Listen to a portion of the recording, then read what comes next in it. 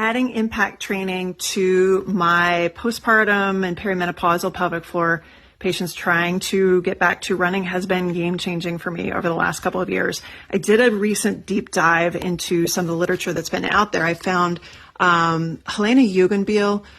She did a protocol study in 2015 and then this randomized control trial in 2020, basically comparing reflexive training to voluntary pelvic floor muscle training.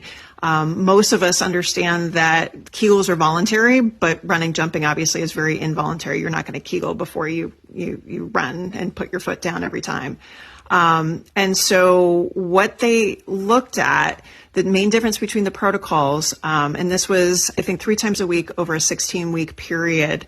The main difference in the control group, they did isometric and concentric voluntary pelvic floor muscle contractions in a slow to moderate to fast speed of movement. But the experimental group, as well as they did concentric pelvic floor muscle contractions voluntarily but explosively, but they had involuntary pelvic floor contractions caused by exercises such as running on the spot, counter movement jumps, and drop jumps to get that explosive, reactive, reflexive speed. I had to do a quick little deep dive into what a counter movement jump was versus a squat jump.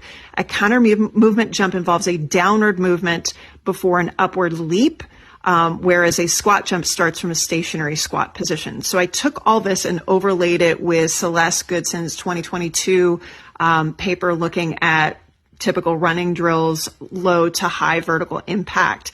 Running on the treadmill, the closest would be running on flat, and that's ranked at about 35 out of the 46 drills that she looked at. The squat jumps, she had a mini, a moderate, and a large squat jump, and that was 1, 2, and 3 of the lowest vertical impact. She didn't look at drop jumps or counter movement jumps, even though there's kind of stair hops and things like that are sort of mid-range on the vertical impact.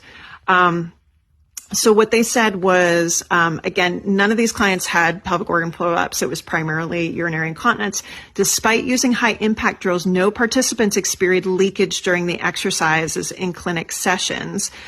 They were looking at a pad test, EMG, a voluntary and involuntary muscle activity with a vaginal probe, and functional outcome testing. So they found no, even though it was safe and well tolerated, no significant difference statistically over pelvic floor muscle training. To which I say, were you looking at the right patients? Like, if none of them were leaking, was that the right intervention for them? But again, maybe they were looking at a different question. But I still think we've got more work to do looking at impact and return to run.